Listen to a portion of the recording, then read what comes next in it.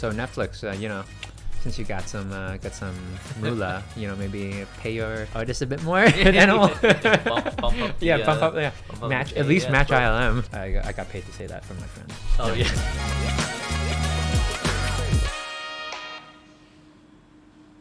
Welcome to another episode of the Decogged podcast. Today we're going to go talk about a few topics. We're going to start off with some big news about Netflix acquiring a studio that I used to work at, and then we're going to go dive into the other side and some cool videos that Billy has lined up for us. So the other side is in like the metaverse. Metaverse, sorry, metaverse. Yeah, metaverse, other side. Yeah, yeah. The other side. Yeah. The side that you guys don't know about. Yeah.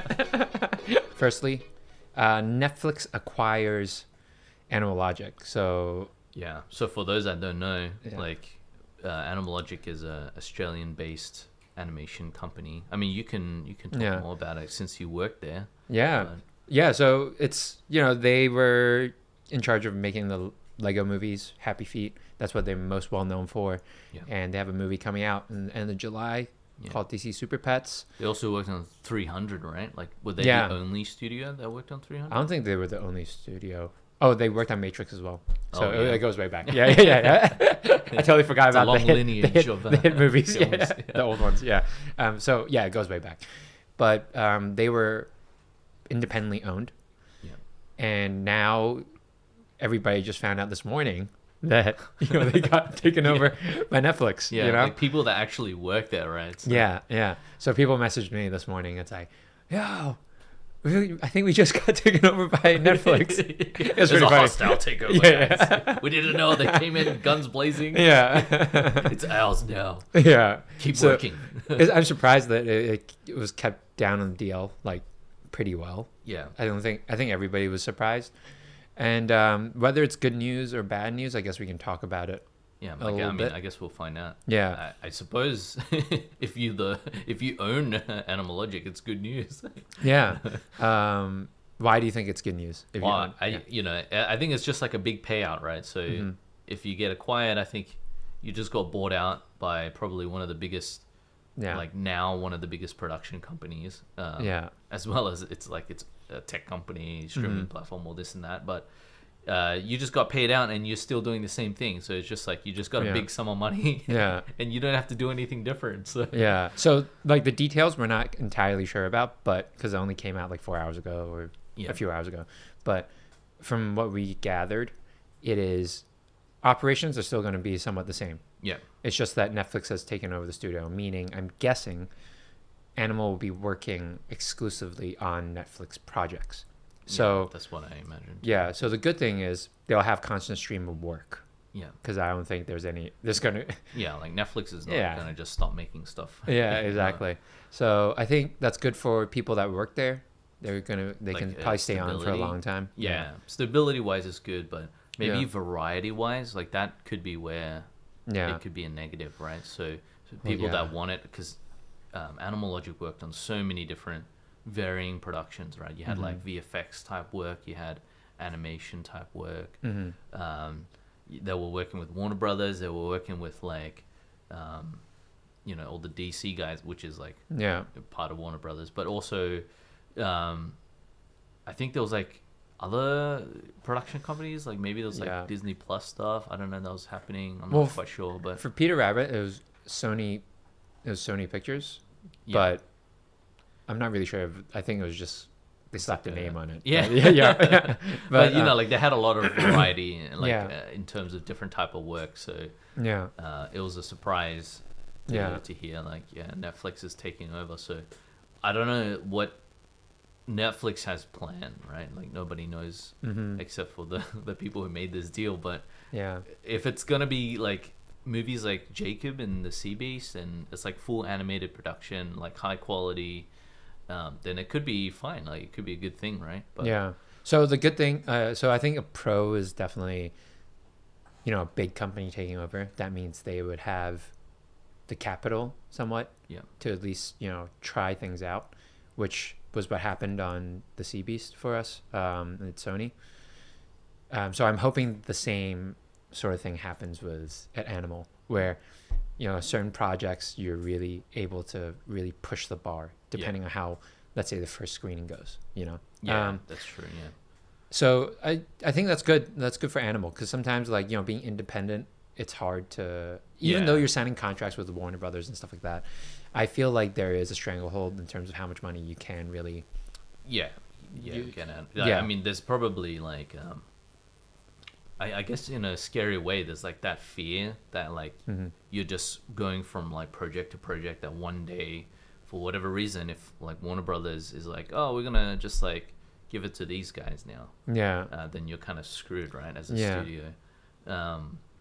So this is kind of like security, I think, for Animal. But at the same time, there's something nice about being independent, that you get to make a lot of like decisions on your own, but now you're just like beholden to Netflix. So whatever Netflix wants you to do, you do, right? You can't just like, oh, we didn't like the look of that project, so we're not going to do that, you can't. So that's the con, right? You sort of you're there's an obligation now, right? And I think, I'm not sure whether, so I think there's something really fairy tale like, or almost like story like, where you're making it as an independent film, like independent studio, and they did really well. They got to like pretty high heights for an independent studio, right? But then at one point, I think they saw that maybe it sort of plateaued. It's like, oh, like it's just much harder to grow at this point. Exactly. It's like, how do we get to the next step, right? And if you're not going to the next step, maybe it's better to just get acquired by some like a bigger company that can push you further. So I totally understand it, but you are sort of like you said, beholden to a company now. And I'm worried about, what does that mean for the Sydney studio? Like for me personally, that's like, because that is a big like Animal Logic, of all the studios that like start up in Australia, like they were very pro-Australian. Like they wanted to keep talent like local to the country. They wanted to attract a lot of work to the country. So now it's like acquired by Netflix. Like what does that mean? Like does that mean Australia has no more like mid-sized studios? Exactly. So it could go either way. I can see it. Like they can basically rip Animal out from Sydney and just have everything based in North America. So Vancouver, LA, and around like maybe even Montreal, right? So everything's at least in the relatively same time zone. But I can also see it as, people are starting to open up shop in Australia. Maybe the reason why they acquired Animal was because they already have a strong base in Vancouver and in Sydney. So there's no, to take advantage of those tax benefits, right? Maybe it's a strategic move. Like Netflix could have been like, we're just gonna start our own studio, and put down all the capital and like build all the infrastructure and whatnot, just to get the tax incentive. And that's a lot of money. That's what a lot of other studios are doing, like ILM and stuff. Like they're basically just starting a new studio entirely. Whereas Netflix is like, oh well, we could do that, or we could just buy a studio that already exists, and there's not many. When you look at local studios in Australia, you only really have like Animal Logic. And well established, like as in have been there for a while, so they know the lay of the land. Right. And have Vancouver roots. That's pretty ideal, I guess. Like the two heavy animation markets right now, right? So that static got real. Okay. Real static. So I hope that's the reason. So they'll keep the Sydney studio, because the Sydney studio it's in the lot. It's been in the Fox lot for a long time. There's a look to it, and it's like, it's sort of, it's been there for a long time. So I don't want them to take it down. Even though it's probably it's not the best building, but like it's cool. Legacy. But I guess another thing is, if they don't acquire Animal Logic and they try to start their own studio, there'll be more. It's like I think one of the biggest problems with like starting a studio in Australia is talent acquisition, right? Within Australia, because I think to get the tax incentives, you have to meet a certain threshold of local employees. So people who are resident in Australia, you have to have like, I don't know, more than 50%. I don't know what the number is, but there's a percentage. So not only do they have to start a new studio, put down all the money for the infrastructure, they're going to struggle with the talent acquisition of local talent, like of high quality artists. So Animal Logic has all that already. So it's just like, let's just put our money. It's much simpler. We just buy them out. Maybe they pay a little bit more, like upfront to. They save time. Yeah, but they save time. Exactly. They save time. They save the headache. In fact, they probably, it's like way easier. Like it's way less risky, I think, for them to just buy out like a existing studio than to start a new one, because anything can happen with new studio. We've seen this like the Mill tried to start up shop here, and then it's like a whole bunch of things. Like it doesn't always go your way. I think if you don't understand the location, the artist, and have the connections and stuff. What's really interesting, I think, this is the drama side of me, like that I kind of like. It's like, so ILM opened next to Animal, literally like next door.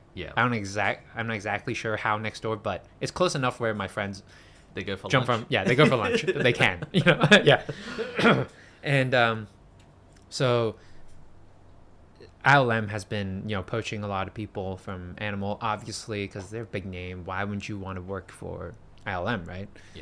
But now, with the injection of power, from Netflix, what's it gonna be like? What's gonna happen? Like the power dynamic has shifted back again. It's so exciting. It's like David versus Goliath, but now it's like, oh, you got an injection now it's of power Goliath versus Goliath. Now it's just like kaiju versus like, what do you call the Titans? Titans versus kaiju. So it's exciting to see what will happen, because I'm sure Animal knows what to do, but maybe they didn't have the financial backing or the enough assets to sort of keep people, because ILM is so big. I mean, that could have been like, actually, that when you mentioned that, I mean, this is all speculation on our part because we don't know, but it makes a lot of sense too, right? Like that could have been one of the big factors of why like Animal, an independent company, all of a sudden decided to be acquired, right? Because it was almost like they prided themselves in being an independent Australian animation studio, which is like probably the rarest thing. Like I can't believe it even existed in the first place. And the fact that they survived for so long and thrived and whatnot, it was like it was a miracle, right? But the fact that ILM, one of the most like highly sought after studios, with like the best kind of work, and probably with a stream of endless work now that Disney Plus is around, just open shop right next to them.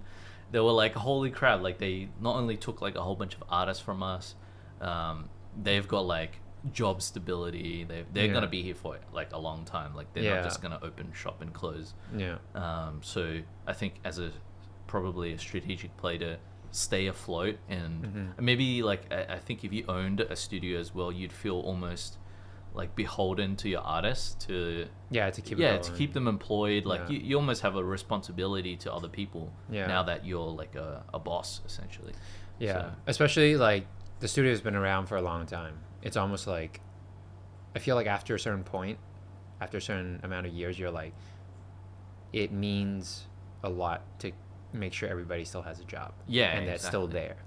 Right? Because it is kind of like like there's people who built their lives around like working at Animal. I'm sure like they have kids that go to school in Sydney, and they can't just like, they can't just move. They don't want to just move. It's like that's one of the saddest things too, when a studio that you know of like that's been around for a long time, like when DreamWorks PDI closed down, that was kind of like, wow, those guys have been around for so many years. It's people built their entire life around Rhythm and Hues. You seen that documentary? Like it's sad. So hopefully I can also see like if this was a film, Lazari's like, the Ring of Power. It's like, I need this to defeat like to defeat ILM. Like, I know, like Boromir, like or an Arcane. You know how they just need that extra like that juice to beat the enemy. It's like the new Batman here. It's right at the end when you think he's gonna die. He just like adrenaline shot. But so I think there's this is all speculative, like you said, but I do think those things probably affected this sort of like it played into the final decision. Yeah. Which is we'll see how well it goes. Yeah, it could be. I think it's a good thing for artists that haven't worked in the industry, because it just means like, oh, it's just another studio that is going to be there for a long time. Yeah. And you can cement there. you have more opportunity to find work. Yeah. So good for the Aussie students. Exactly. Yeah. So Netflix, since you got some moolah, maybe pay your artists a bit more. Bump up. Match ILM. Throw out some dollars. Yeah. I got paid to say that from my friends. Oh, no, yeah. Just kidding. But yeah, moving on. So, let us know what you think. If you're actually in like Animal Logic, it would be great to hear what you guys think about the whole merger or the takeover. Yeah, anonymously make a new account and comment on our video, please. Yeah, exactly. So yeah, we would like to hear about it. So moving on to the metaverse. Of course, we revisit the metaverse.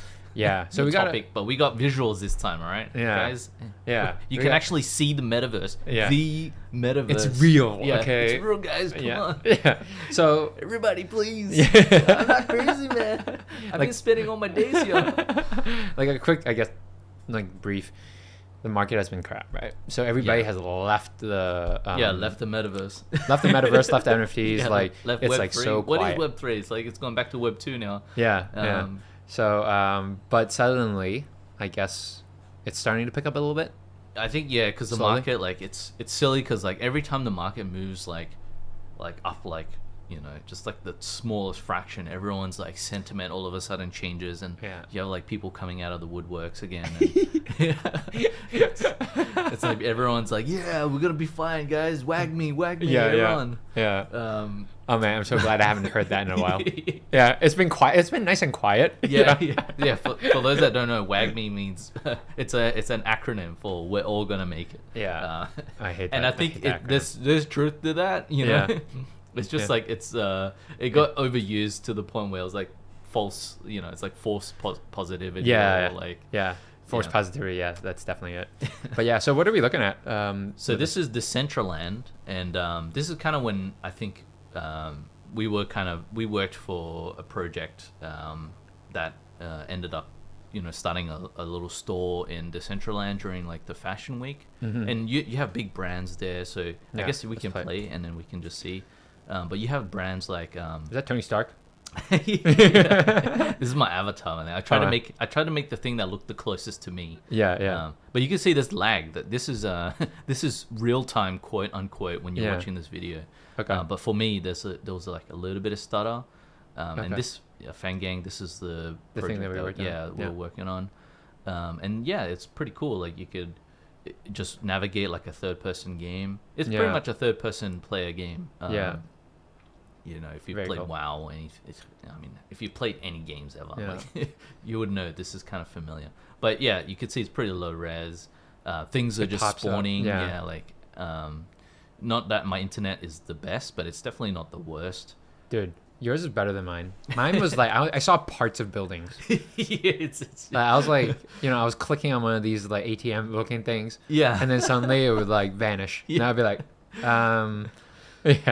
Cool. So this is another project, but you had like some, you had some actual fashion brands themselves around, so it wasn't just like these NFT projects. Like you had like CN. I don't know. I think that's an NFT project. But is that an NFT project? Oh, but this was the fashion street map. Yeah. I thought it was an actual brand that exists in real life. Okay. Yeah, but I think that was.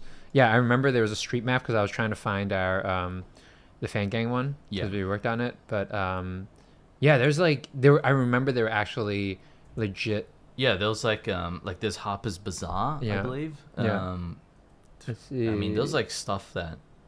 Yeah, I forgot. Like legitimate. There was like Tommy Hilfiger. Oh, yeah, Tommy Hilfiger. Yeah. There's like proper brands there, so it wasn't just like an NFT fest, but there's actually real stores. There's real stores, like real like brands that sell real stuff. Trying to get into this whole Web3 metaverse space. So I think a big one was like they were trying to figure out like digital clothing, because that's of course going to be when the metaverse takes off, if If it does, yeah. if it does, which I think it will, right? It's just a matter of time. They need to sell digital clothing. Somebody needs to make clothes for all our digital avatars, and Yeah. you want like cool fashion designers doing it, right? Not just like your geeky 3D kid. Exactly. So they're trying to just checking. establish themselves. Yeah, but well, yeah, like I know that even when you buy something digitally, I think for Fangang at least, you buy the digital product, but you get I think you get a real Yeah, you get physical a real product physical, as well. So it's not like you're just buying something like a skin. Yeah. Even though a lot of gamers buy skins, it's a very popular thing. So I think it will become. I think it'll like a normal- it'll just yeah. become a thing where like Yeah. you just buy Collecting. you just buy the like the NFT as a digital Mm-hmm. good just because you want the digital good. Like you don't care about the physical good. Yeah. Like there might come a point where there's just like a whole economy of like metaverse people where they don't care about real life stuff anymore. Like it's just not as important as their digital identity. Yeah. And then it kind of becomes like, you know, all those dystopic movies that we've seen before. Yeah. You know? The one with what's his face? Oh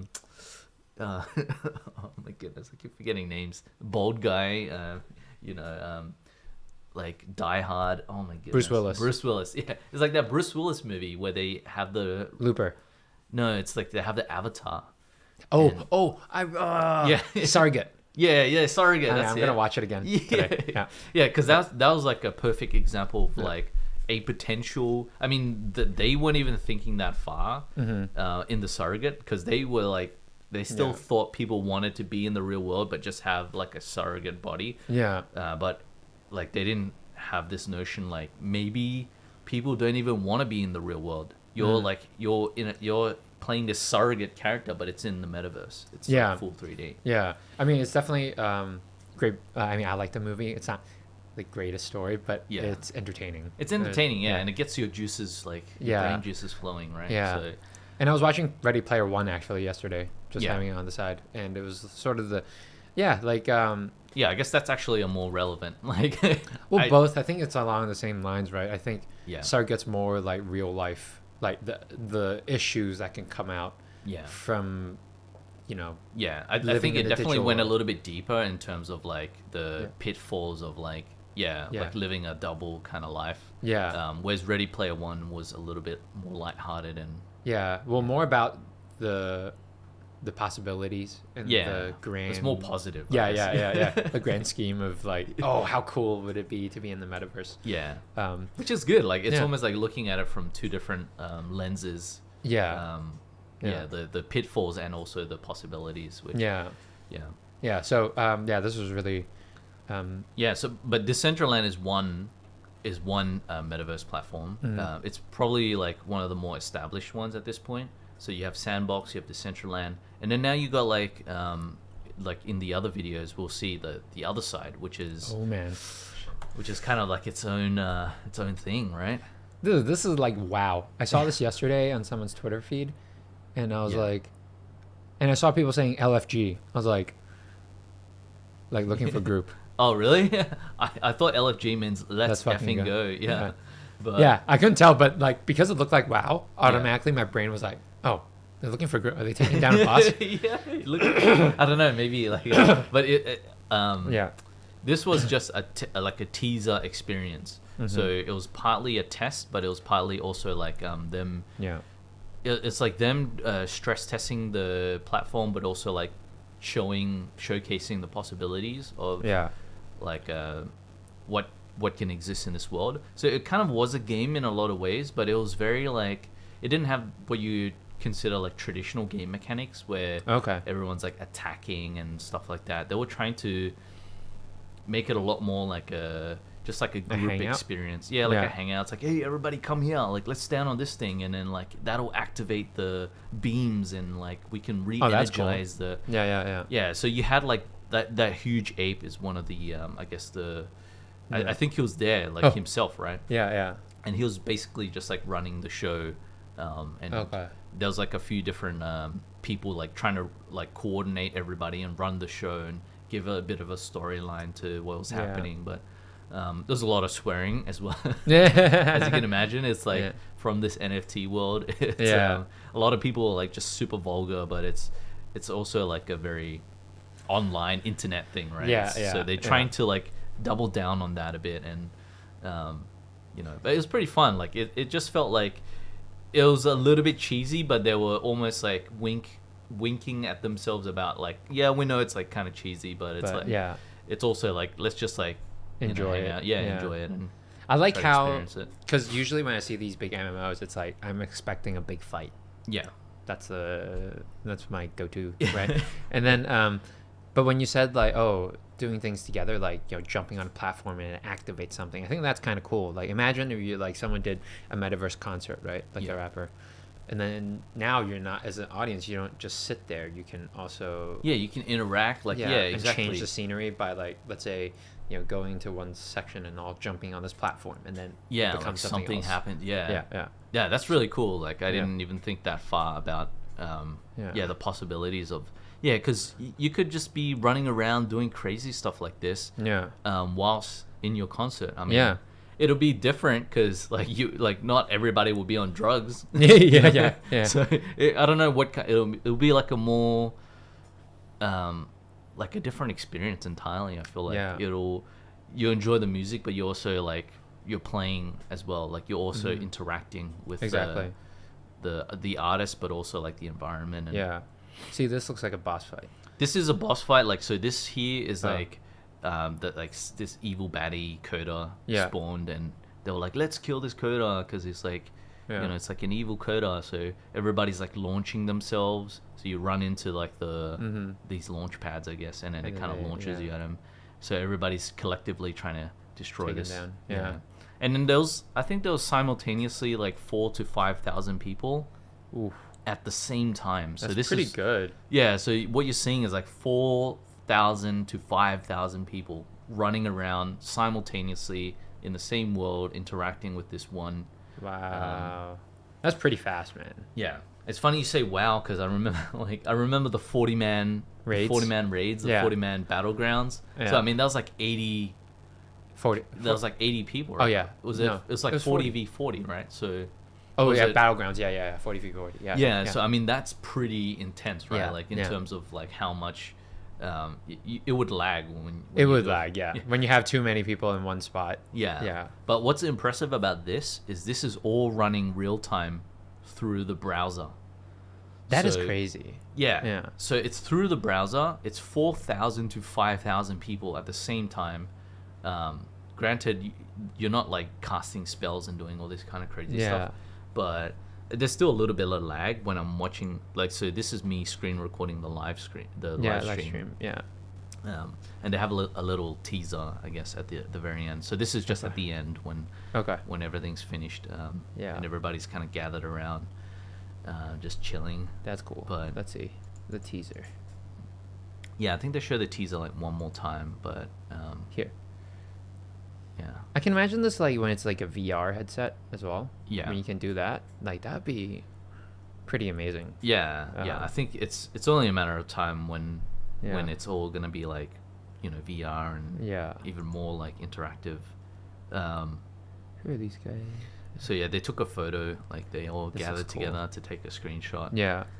But yeah, it's pretty cool. It was and then it ended. So that's the end of the live stream. So this is the beginning. Like this is like just the staging area when they were waiting for everybody to arrive.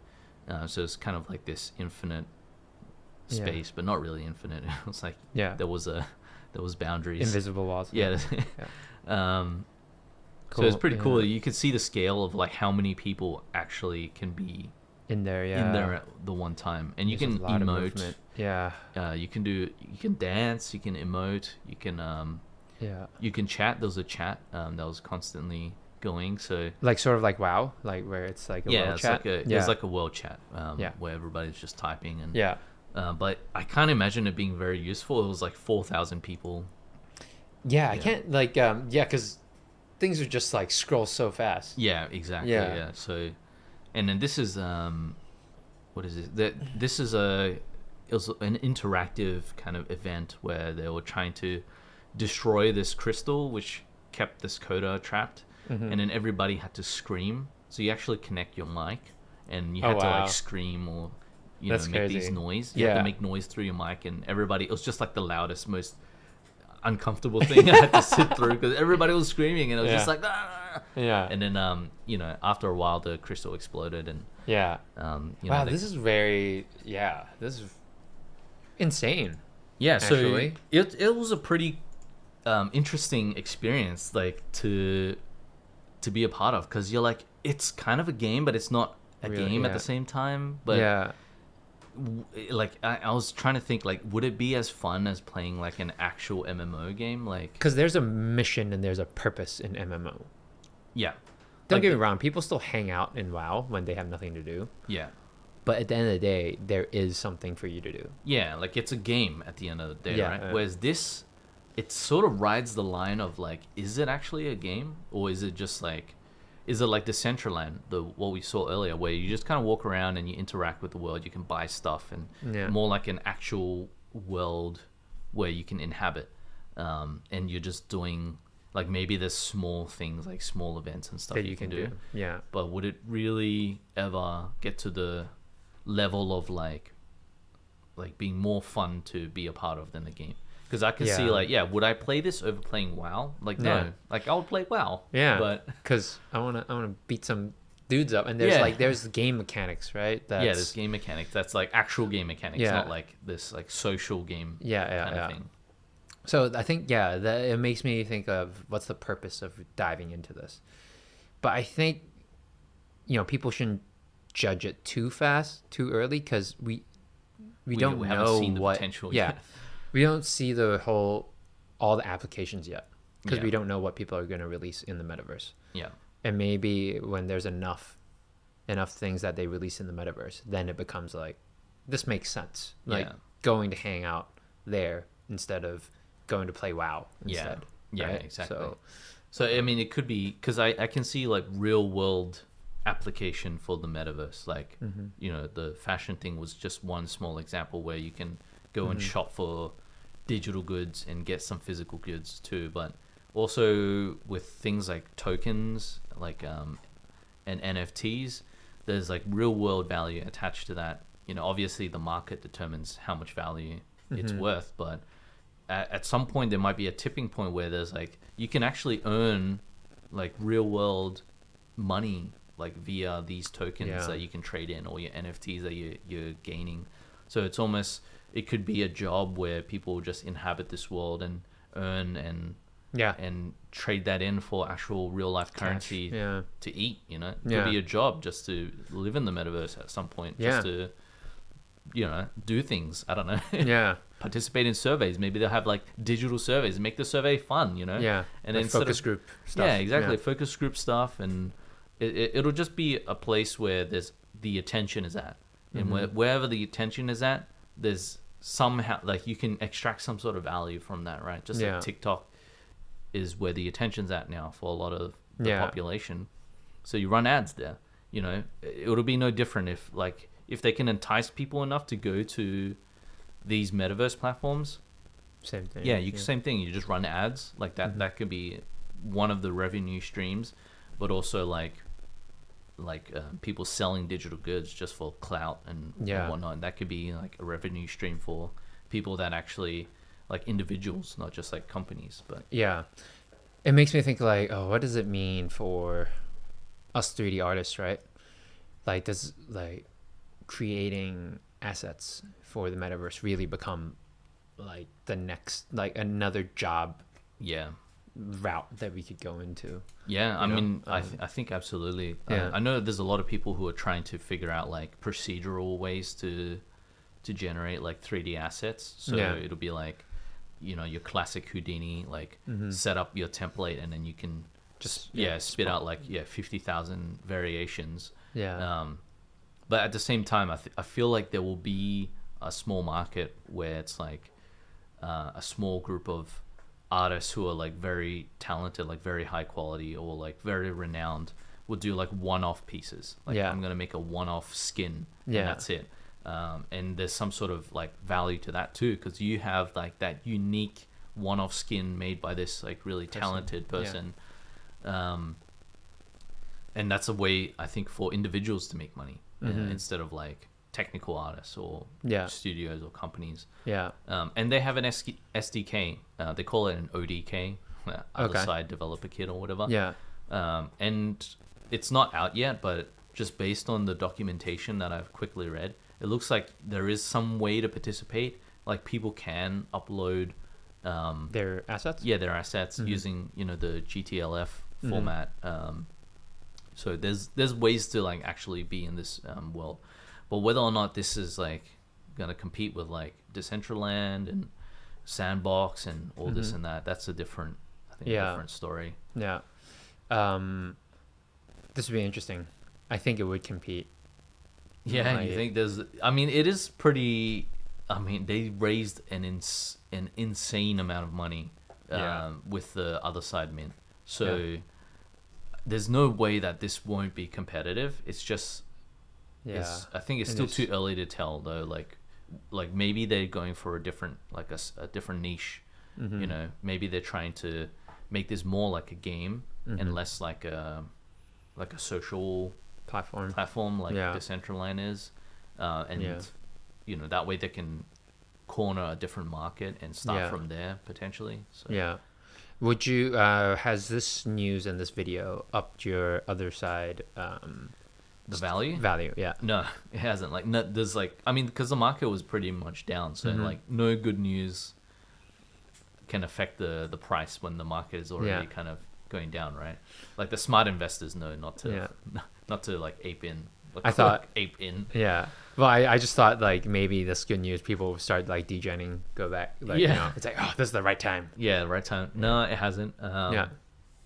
But I feel like if the market does change, it'll be very quick as well. Like people would be like, oh, like I'm gonna get on this. Like before, like it takes off, I'm gonna get, and then that's what inevitably causes it to take off. It's kind of stupid in that sense. But it's it'll be interesting to see how things play out.